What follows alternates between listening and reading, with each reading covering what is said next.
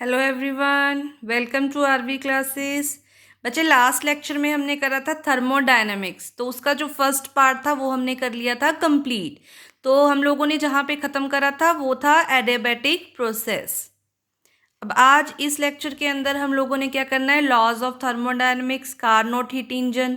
तो जो भी इसका सेकेंड पार्ट होगा वो आज के लेक्चर में कंप्लीट करना है। क्लियर? तो बच्चे देखो, लास्ट टाइम हमने किया था एडियाबैटिक प्रोसेस। कि जो एडियाबैटिक प्रोसेस है वो क्या होगा, process in which heat remains constant and change in heat will be zero. तो आज जो हम करेंगे, हम स्टार्ट करेंगे लॉज ऑफ थर्मोडायनामिक्स से। क्लियर? कोई भी बच्चा इसमें नंबरिंग नहीं डालेगा कि 1 है, 2 है, 3 है, लॉ है ना, क्योंकि नाम में स्टार्ट होगा जीरो से। Zeroth law of thermodynamics, first law of thermodynamics. तो बच्चों को कई बार कंफ्यूजन आ जाती है, जैसे एग्जामिनर ने बोल दिया विच law is the statement of conservation of energy. तो आप सोचोगे नंबरिंग वाला करना है टिक या नाम वाला। तो बच्चे नेम वाला ही टिक करोगे पेपर के अंदर। तो ध्यान रखना है, किसी ने भी लॉज के अंदर नंबरिंग नहीं डालनी। ठीक है, स्टार्ट करते हैं जीरोथ लॉ ऑफ थर्मोडायनेमिक्स से। बच्चे, जीरोथ लॉ ऑफ थर्मोडायनेमिक्स हमें क्या बताएगा, सपोज करो ये सिस्टम ए है, सिस्टम मीन्स वर्किंग स्पेस हमारी, ठीक है, और ये सिस्टम बी है। और ये दोनों सिस्टम क्या है, बिल्कुल अलग अलग है। ये ए अलग, बी अलग, कॉन्टैक्ट में नहीं है। मैंने क्या करा, दोनों सिस्टम को विद द थर्ड सिस्टम सी के साथ कर दिया कंबाइन। ठीक है, मैंने क्या करा, दोनों सिस्टम को सिस्टम सी के साथ कर दिया है कंबाइन। अब मैं आपको क्या करती हूँ, मैं आपको दो स्टेटमेंट दूंगी, उन दो स्टेटमेंट से हम निकालेंगे कंक्लूजन। अगर मैं बोलती हूँ कि जो टेम्परेचर है ए का सेम टेम्परेचर है सी का, means temperature of A and C क्या है, इक्वल है। ए एंड सी सिस्टम क्या है, इन थर्मल इक्विलिब्रियम है। दूसरी स्टेटमेंट में बोलती हूँ कि जो टेम्परेचर बी का है सेम टेम्परेचर है सी का, right. It means B and C system भी क्या है, थर्मल इक्विलिब्रियम में है। तो डायरेक्ट या इनडायरेक्ट वे से आपको पता तो चली गया है कि अगर ये दोनों थर्मल इक्विलिब्रियम में है और ये दोनों भी थर्मल इक्विलिब्रियम में है, इट मीन सिस्टम ए का थर्मल इक्विलिब्रियम सिस्टम बी के साथ भी है। तो अगर मैं मैथमेटिकली बात करूं तो देखो क्या हो जाएगा, temperature of A is equals to temperature of C, temperature of B is equals to temperature of C है। तो यहाँ से कंक्लूजन क्या निकल गया, क्या इंप्लाई करा दोनों ने, कि ए और B are also in thermal equilibrium. तो थर्मल इक्विलिब्रियम की कंडीशन जो है बच्चे वो किसने दी है, जीरोथ लॉ ने दी है वो। तो यहाँ पे देखो बच्चे, स्टेटमेंट है, स्टेटमेंट आपने सबकी ध्यान में रखनी है, ठीक है ना, क्योंकि पेपर में भी स्टेटमेंट डायरेक्ट आ सकती है। तो स्टेटमेंट क्या है जीरोथ लॉ की, कि if two systems, two system मतलब मैंने ए और बी लिए यहाँ पे two system, if two systems are in thermal equilibrium with the third system separately, then they must be in thermal equilibrium with each other. Clear? तो बच्चे जो mathematically लिखा वही हमने स्टेटमेंट में बोला है। नेक्स्ट है हमारे पास फर्स्ट लॉ ऑफ थर्मोडायनेमिक्स। बच्चे इसमें से क्वेश्चन ऐसे बनता है कि which law is the statement of conservation of energy, then you have to take first law of thermodynamics. Conservation of energy means energy can neither be created nor be destroyed but it can change one form to another form। तो energy की creation possible नहीं है, energy को हम destroy नहीं कर सकते, just हम इसको चेंज कर सकते हैं one form to another form. तो जो इसका मैथमेटिकली एक्सप्रेशन है वो देखते हैं। तो ये क्या है, D Q is equals to D W plus D U. ठीक है, जो डी क्यू है बच्चे वो है amount of heat given to the system, जो हम इनपुट में दे रहे हैं। और एक चीज़ ध्यान में रखनी है, जो भी हम अपनी तरफ से इनपुट में देंगे वो हमारी तरफ से 100% है, चाहे कम दो चाहे ज़्यादा दो। तो सिस्टम बच्चे दो काम करेगा, पहले दो काम करने हैं। जो भी आप उसको इनपुट में दोगे वो जो हीट है वो दो काम के लिए यूज़ करेगा। फर्स्टली क्या करेगा, खुद को इतना स्ट्रांग बनाएगा कि कुछ काम कर सकूं। तो उसके लिए उसको क्या करना पड़ेगा, अपनी इंटरनल एनर्जी को इंक्रीज करना पड़ेगा। तो डी यू का मीनिंग क्या है, increase in internal energy of the system, then काम करेगा। तो डी डब्ल्यू क्या है, amount of work done by the system. अब इस लॉ ने कंजर्वेशन ऑफ एनर्जी की स्टेटमेंट दी है, या ये लॉ जो है that is the law of conservation of energy की एक स्टेटमेंट। तो इसके अकॉर्डिंग अगर 100% इनपुट है तो बच्चे 100% आउटपुट होनी चाहिए ना।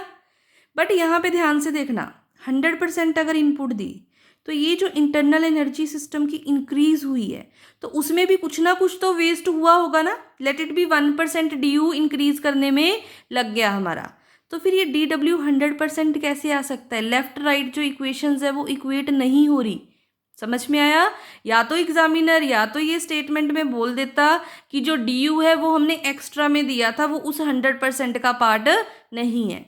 बट इसकी स्टेटमेंट में बच्चे सीधा बोल रहा है कि जो भी आप इनपुट में दोगे पहले सिस्टम की इंटरनल एनर्जी इंक्रीज होगी, देन उससे काम लिया जाएगा। ठीक है, तो ये लॉ जो है बाद में फेल हो जाएगा। ये देखो स्टेटमेंट में क्या बोल रहा है, the amount of heat given to the system is used up in 2 ways।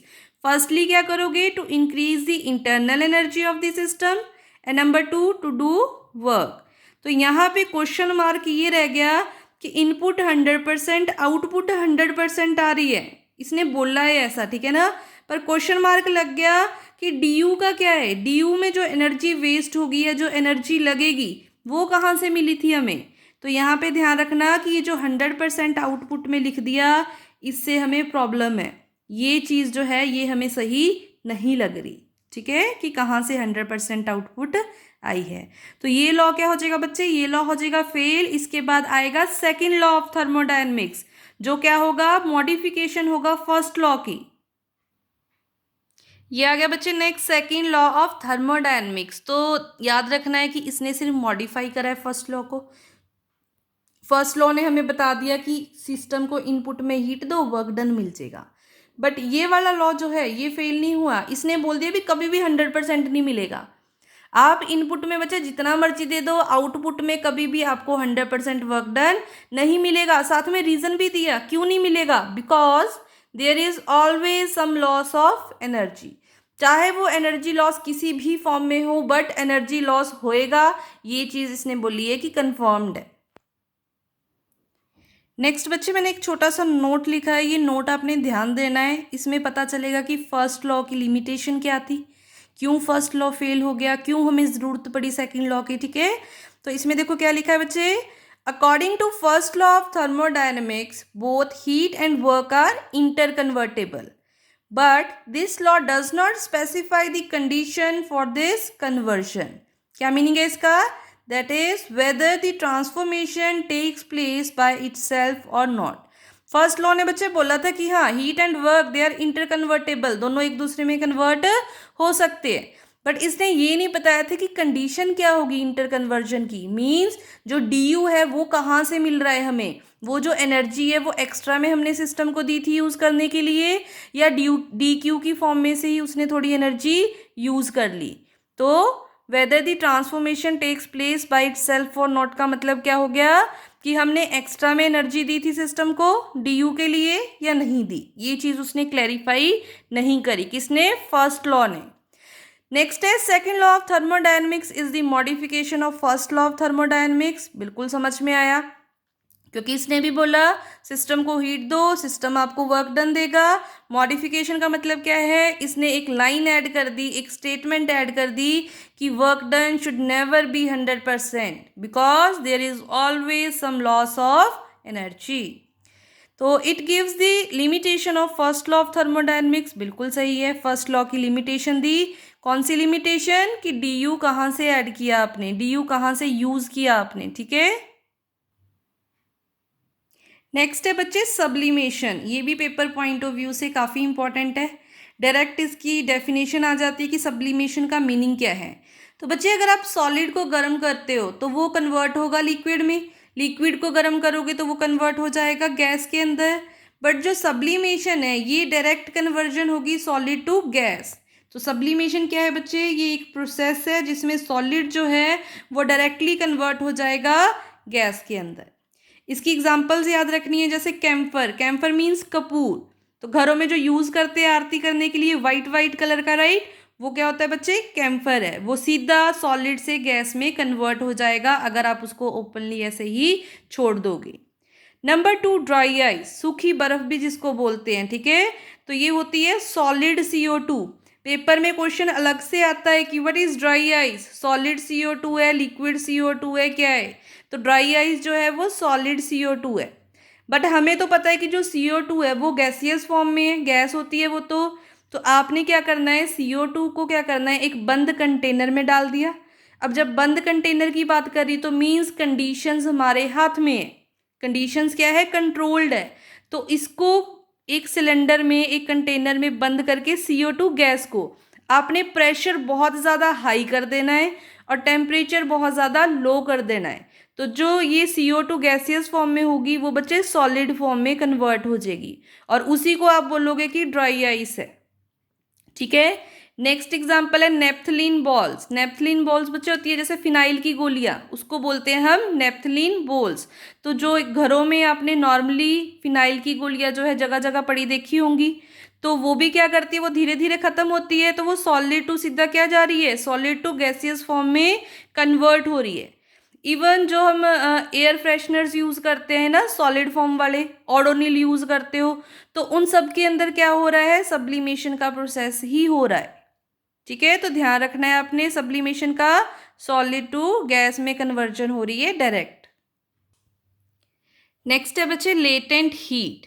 Next is latent heat. तो सॉलिड जो है हीट अप करने से लिक्विड में जाएगा, लिक्विड कन्वर्ट होगा हीट अप करने से गैस के अंदर। तो ये जो सॉलिड लिक्विड गैस है इनको मैं बोल रही हूँ फेज, ठीक है। इनको मैं क्या बोल रही हूँ, फेज।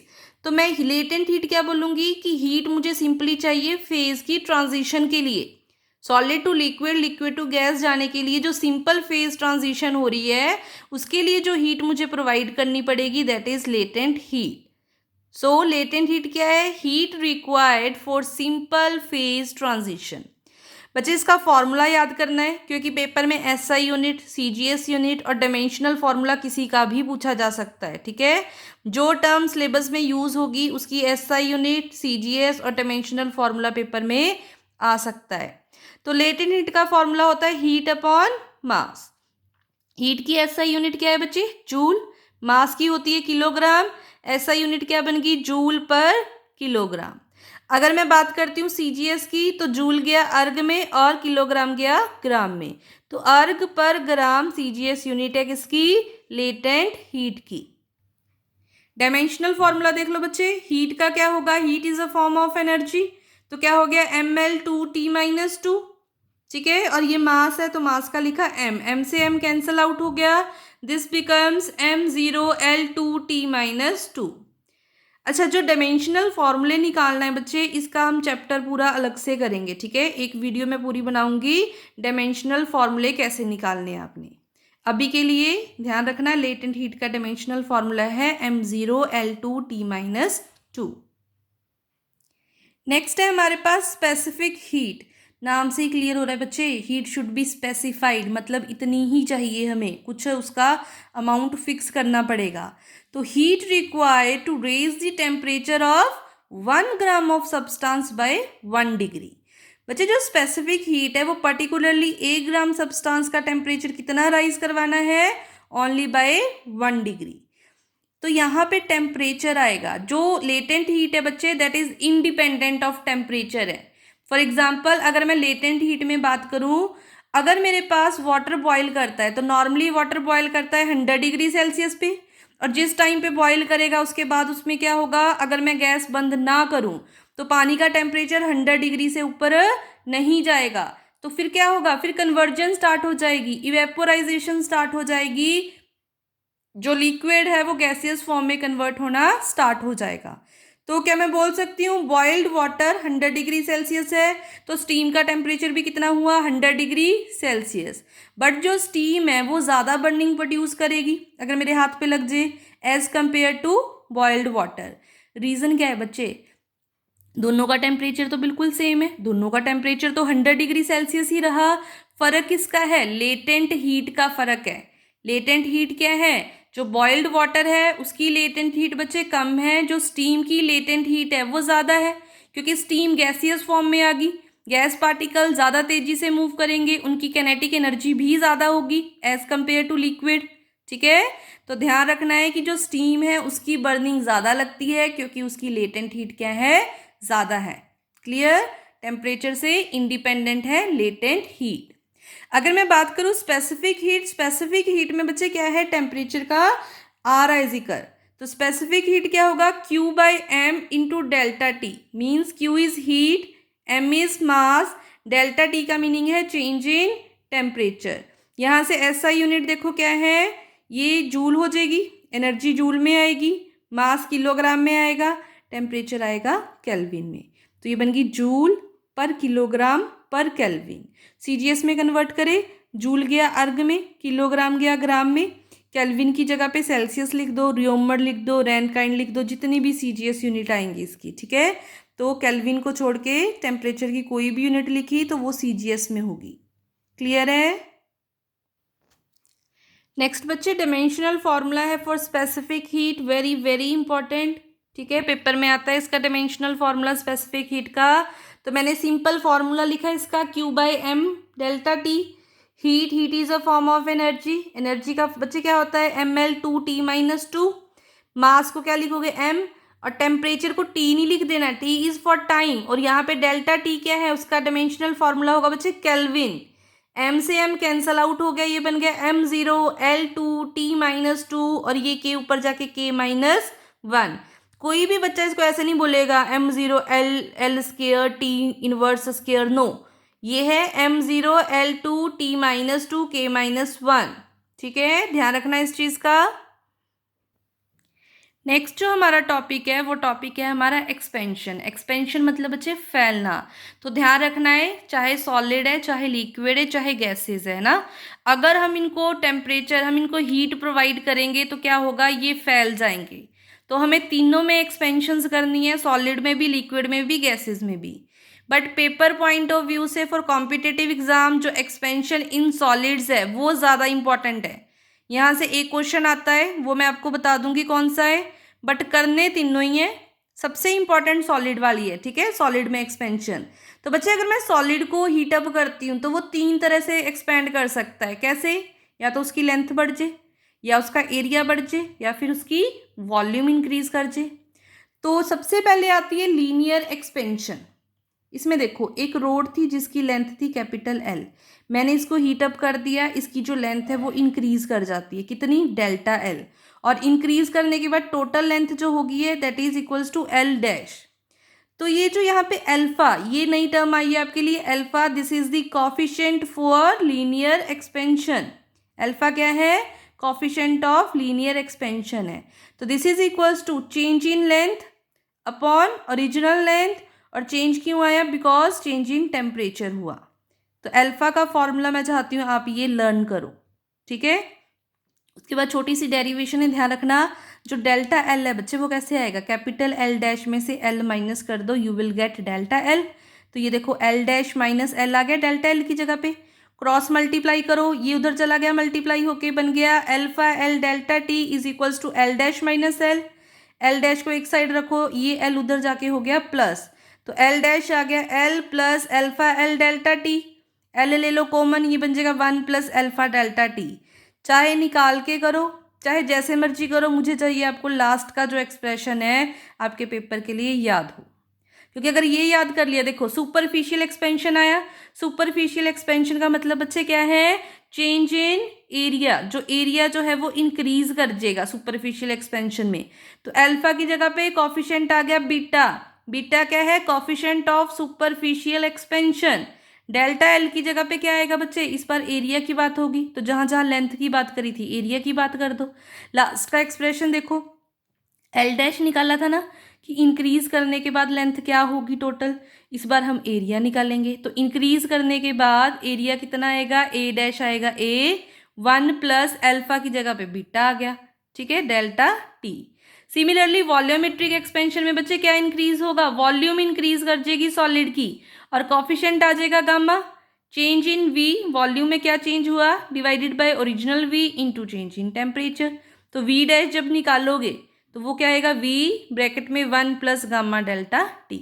तो अगर मैंने यहाँ पे हल्की सी डेरिवेशन करके देखी, मुझे इनकी डेरिवेशंस नहीं करनी पड़ी, क्योंकि बच्चे कॉम्पिटेटिव एग्जाम में हमें स्टेप्स के नंबर नहीं मिल रहे, हमें नंबर मिलेंगे लास्ट का जो आंसर है वो सही होना चाहिए। तो वो चाहे आप एक स्टेप में सही कर दो चाहे 10 में करो, नंबर सिर्फ उसी के है जिसका लास्ट का जो एक्सप्रेशन है वो सही होगा।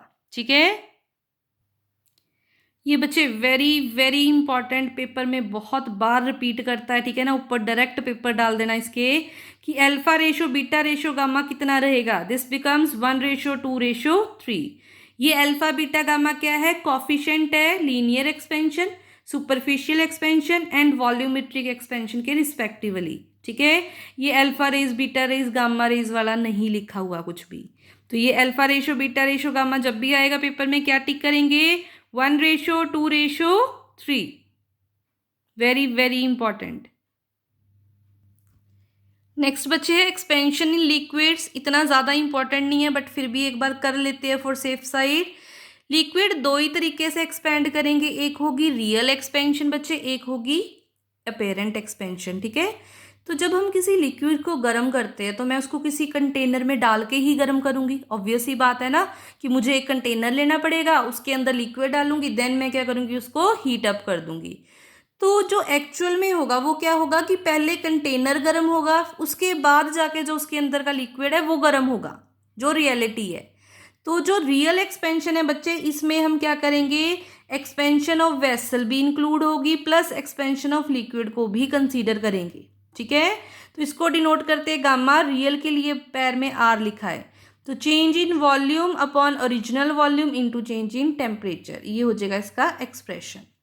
अगर मैं बात करती हूँ अपेरेंट की, अपेरेंट में हमने मानना है कि एक्सपेंशन सिर्फ लिक्विड कर रहा है, जो सॉलिड की एक्सपेंशन हो रही है, जो वेसल या कंटेनर की एक्सपेंशन हो रही है, दैट इज निग्लिजिबल। ठीक है, तो हमने माना सिर्फ हमने कंसीडर करना है लिक्विड की एक्सपेंशन को। तो गामा ए क्या हो जाएगा, change in volume apparently upon original volume into change in temperature.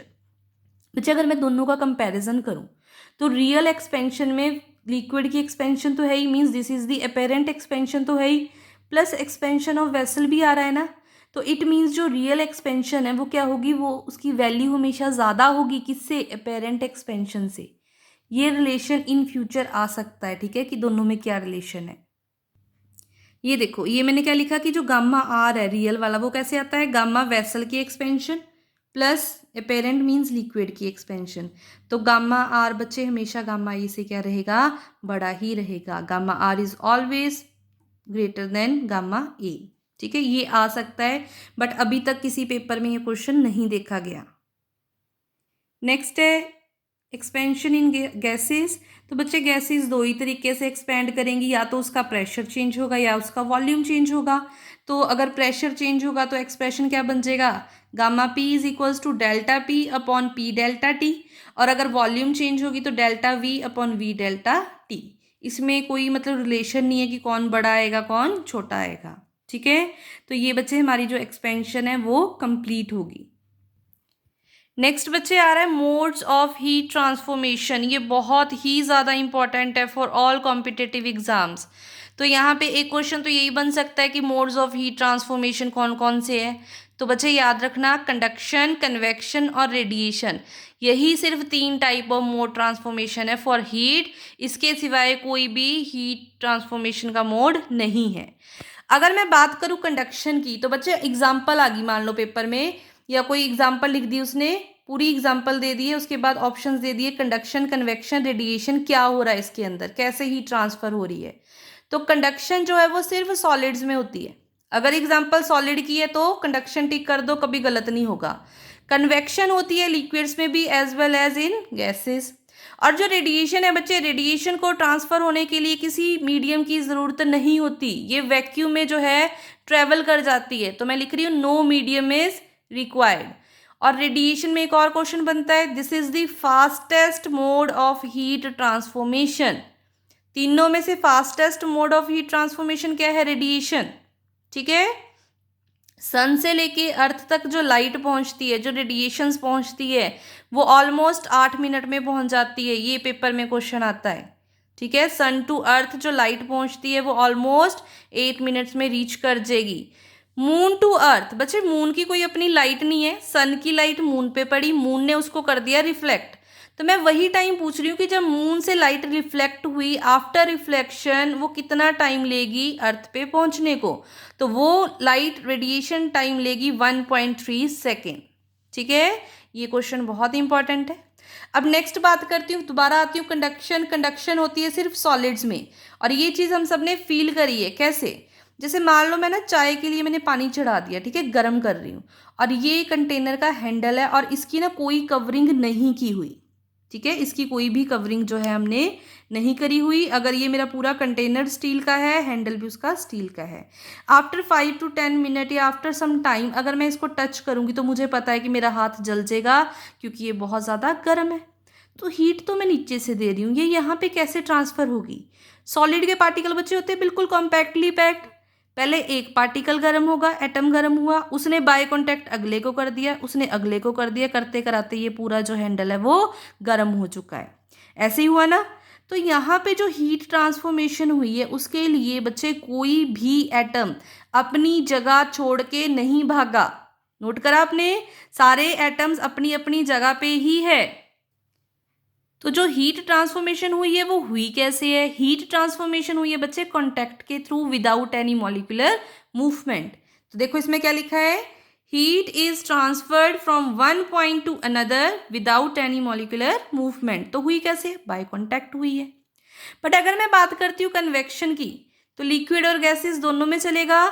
इसमें बच्चे ध्यान रखना, आपने कभी पानी गर्म होते हुए देखा ही होगा नॉर्मली ना, तो जब पानी गर्म होता है तो बबल्स दिखते हैं हमें, उसमें दिखता है क्लियरली कि बबल्स जो है पानी में से नीचे से ऊपर की तरफ आ रहे हैं। तो मैंने नीचे हीट दी तो नीचे वाला पानी जो है वो गर्म हो गया, ऊपर वाला पानी अभी उसका टेम्परेचर क्या है, ज़्यादा नहीं है। तो क्या होगा, नीचे वाला पानी क्या करेगा, ऊपर जाएगा। गर्म चीज़ हल्की हो जाती है ना, तो नीचे से जगह खाली थोड़ी ना हो जाएगी। जो ऊपर वाला लिक्विड है वो क्या करेगा, वो उसकी जगह लेने नीचे आएगा। तो ऐसे करते कराते हीट ट्रांसफर हो रही है और मॉलिक्यूल्स भी क्या कर रहे हैं बच्चे, साथ में मूव करते हैं। तो heat is transferred with molecular movement. तो मॉलिक्यूलर मूवमेंट क्या हो रही है बच्चे, यहाँ पे हो रही है। नीचे के पार्टिकल ऊपर जा रहे हैं, ऊपर के पार्टिकल नीचे आ रहे हैं। जैसे जब हम बात करते हैं, for example normal boiling point of water is 100 degree Celsius, right. तो अगर पानी अब उबलना स्टार्ट कर दिया, उसने उबल गया पानी, उसके बाद 100 के बाद उसका टेम्परेचर और राइज नहीं करेगा। रीज़न क्या है कि जितना भी नीचे पानी था गर्म होके ऊपर गया, उस सारे की जगह अब ऊपर वाले पानी ने नीचे आके ले ली। अब ऊपर कोई ठंडा पानी है ही नहीं कि जो नीचे आए जगह लेने, तो नीचे का पानी ऊपर क्यों जाएगा? समझ आ रही है? तो टेम्परेचर उस टाइम पे फिर क्या हो जाएगा, वो स्टेबल हो जाएगा, एक उसकी कांस्टेंट वैल्यू आ जाएगी। सेम चीज़ बच्चे चलती है गैसेस में। जैसे अगर मैं बात करूं, एयर की ही बात करूं, तो जो गर्म हवा है वो होती है हल्की, और जो ठंडी हवा होती है वो क्या होती है, भारी। तो जो हवा गर्म है वो नीचे से ऊपर की तरफ जाएगी, जो ऊपर ठंडी हवा होगी वो ऊपर से नीचे की तरफ आएगी। कौन सा फिनोमिना चल रहा है यहाँ पे, कन्वेक्शन का फिनोमिना चल रहा है। ठीक है, तो ये डिफरेंस था कंडक्शन, कन्वेक्शन एंड रेडिएशन में। यहाँ से क्वेश्चन बनने के चांसेस पेपर में ज़्यादा है, तो इसका ध्यान रखना। कोई भी डाउट आए चैप्टर में बच्चे कमेंट सेशन में लिख सकते हो आप, ठीक है, तो मैं आपको उसकी एक्सप्लेनेशन दे दूंगी। नेक्स्ट है हमारे पास कार्नोट हीट इंजन। अच्छा, हीट इंजन देखो क्या करता है। अगर मैं हीट इंजन की बात करूं, इंजन है जो काम करता है हीट के ऊपर। आप इंजन को हीट दोगे, ठीक है, वो आपको मैकेनिकल वर्क करके दे देगा। कार्नोट हीट इंजन क्या है? कार्नोट बच्चे साइंटिस्ट का नाम है जिसने ये इंजन इन्वेंट करा। तो मैं इसको साइंटिस्ट भी क्या बोलूँ, ये 17 ईयर्स बच्चा था, ठीक है, 17 ईयर्स का। और इस टाइम पे ना दिमाग कुछ ज़्यादा ही चलता है। 16-17 साल की उम्र में दिमाग जो है वो बहुत ज़्यादा चलता है। इसने क्या करा, हीट इंजन तो पहले ही इन्वेंट हो चुका था, इसने पेपर पेन लिया, एक हीट इंजन का डायग्राम ड्रॉ करा और रिप्रेजेंट करा। इसने बोला, देखो जो सेकंड लॉ है जिसको हमने एक्सेप्ट करा है, उसने क्या बोला था कि वर्क डन कभी भी 100% नहीं हो सकता। इसने कार्नोट ने क्या करा, चैलेंज करा सबको कि जो मेरा हीट इंजन है वो वर्क डन कितना देगा, वो 100% वर्क डन देगा। बट साथ में लगा दी एक कंडीशन कि जो उसमें फ्यूल यूज करोगे that should be an ideal gas. Ideal gas बच्चे क्या होती है, जो किसी से भी रिएक्ट ना करे, किसी से कुछ लेना देना ना हो, जस्ट अपनी कंजम्पशन करे, ठीक है, वेस्टेज बिल्कुल भी ना करे। तो इस चीज़ के लिए इसको प्राइज मिला था, ठीक है, नोबेल प्राइज मिल गया था। बट हमें आज तक आइडियल गैस नहीं मिली। इट मीन्स हमें आज तक जो वर्क डन है वो 100% आउटपुट में नहीं मिला। बट इसको प्राइस क्यों मिला? कंडीशन तो दी ना इसने कि ले आओ आइडियल गैस, ठीक है, कर लो यूज आइडियल गैस का, आपको जो आउटपुट है वो 100% मिल जाएगी। तो अगर पेपर में क्वेश्चन आता है कि कार्नोट हीट इंजन जो है ना वो क्या है, तो आपने टिक करना है आइडियल हीट इंजन है, जिसकी एफिशिएंसी क्या होगी? 100% होगी। किसी भी इंजन की एफिशिएंसी 100% नहीं है, बट हम बोलेंगे कार्नोट हीट इंजन की एफिशिएंसी 100% है। क्लियर? तो नेक्स्ट है, देखो बच्चे एफिशिएंसी का क्या मतलब है। अब नई टर्म आ गई यहाँ पे एफिशिएंसी। एफिशिएंसी होती है कि आपको कितनी आउटपुट मिल रही है और उसके बदले में आपने इनपुट कितनी प्रोवाइड करी थी। तो आउटपुट में मुझे मिला था वर्क डन, इनपुट में हमने क्या दिया? हीट दिया। तो work done per unit heat जो है वो क्या देगी? आपको एफिशिएंसी देगी। ठीक है, तो नेक्स्ट देखो बच्चे, नेक्स्ट देखो न्यूमेरिकल आता है पेपर में कार्नोट हीट इंजन के ऊपर, ठीक है, सॉल्व करने के लिए। और बड़ी बड़ी टर्म्स यूज करते हैं उसमें, the temperature of source is this, the temperature of sink is this. तो हमारे पास इतना टाइम नहीं होता कि मैं वहाँ पे बैठ के आराम से पढूं कि टेम्परेचर सोर्स का ज़्यादा होता है या कम होता है या क्या है। तो आपने एक ध्यान रखनी है चीज़ में, जो ईटा एफिशिएंसी निकालनी है, ठीक है, 1 माइनस, चाहे याद रख लो T1/T2, चाहे कर दो T2/T1, ठीक है। ये एफिशिएंसी कभी भी नेगेटिव नहीं आ सकती, हमेशा परसेंटेज भी पॉजिटिव आती है, एफिशिएंसी भी पॉजिटिव ही आएगी। तो ये बच्चे पॉजिटिव आंसर कब आएगा? जब नीचे वाली वैल्यू क्या होएगी? मोर, और ऊपर वाली वैल्यू क्या होएगी? लेस। तो चाहे ऊपर T1 लिखो चाहे नीचे T2 लिखो, ठीक है, जैसे मर्जी कर लेना, T1 T2 कर दो चाहे T2 T1 कर दो। जो नीचे टेम्परेचर होगा वो आपने ज़्यादा वाला पुट करना है, जो ऊपर टेम्परेचर होगा वो आपने कम वाला पुट करना है। और टेम्परेचर हमेशा केल्विन में होना चाहिए। एग्जामिनर गड़बड़ करेगा, सेल्सियस में दे देगा, तो सबसे पहले आपने सेल्सियस में 273 ऐड करना है, वो टेम्परेचर केल्विन में बनेगा। उसके बाद यहाँ वैल्यूज पुट करनी है, then you will get final answer. ठीक है, अगर एग्जामिनर क्या बात कर देता है, इन टर्म्स ऑफ हीट बात करता है, तो टेम्परेचर की जगह पे बच्चे हीट लगा दो। सेम रूल चलेगा कि नीचे वाली वैल्यू ज़्यादा होनी चाहिए, ऊपर वाली वैल्यू क्या होनी चाहिए? लेस। ठीक है, और जो हीट है वो जूल में गिवन होनी चाहिए। अब हम इसके ट्राई करेंगे न्यूमेरिकल्स। ये देखो बच्चे, कार्नोट हीट इंजन के ऊपर न्यूमेरिकल कैसे बनेगा। If a Carnot heat engine works between 300 kelvin and 400 kelvin, then find the efficiency percentage. अब यहाँ पे देखो दो टेम्परेचर दिए, 300 केल्विन एंड 400 केल्विन। तो टेम्परेचर वाला फॉर्मूला लगाना पड़ेगा, तो मैंने लगाया eta percent is equals to 1 minus T2/T1 into 100। तो अब मैंने क्या बोला था, नीचे वाली वैल्यू क्या होनी चाहिए? बड़ी। तो 300 एंड 400 में से विच वन इज ग्रेटर? 400। 400 बच्चे नीचे लगाया, 300 लगाया ऊपर, 0 से 0 जो है वो कैंसल आउट होगी। दिस बिकम्स 1 माइनस 3/4, एलसीएम आ गया 4, 4 माइनस 3 इज 1, तो ये बन गया 1/4। और इनटू में चल रहा है 100, तो ये कटिंग होगी, 4 1 का 4, 25 से कट कर गया, 25% जो है एफिशिएंसी है इस कार्नोट हीट इंजन की, जो आपको न्यूमेरिकल दिया। ठीक है, देख लो इसको एक बार ध्यान से। नेक्स्ट क्वेश्चन बच्चे देखो, if a Carnot heat engine works between 80 degree Celsius and 100 degree Celsius, then find eta की एफिशिएंसी जो है हमने पता करनी है, एफिशिएंसी परसेंटेज। ठीक है, तो अब यहाँ पे देखो चालाकी क्या करी है क्वेश्चन में, मैंने टेम्परेचर सेल्सियस में लिख दिया, और बहुत बच्चे करेंगे कि सेल्सियस में फटाफट सॉल्व भी कर देंगे, बट हमने जब भी फिजिक्स में काम करना है एसआई यूनिट में करना है, ध्यान रखना।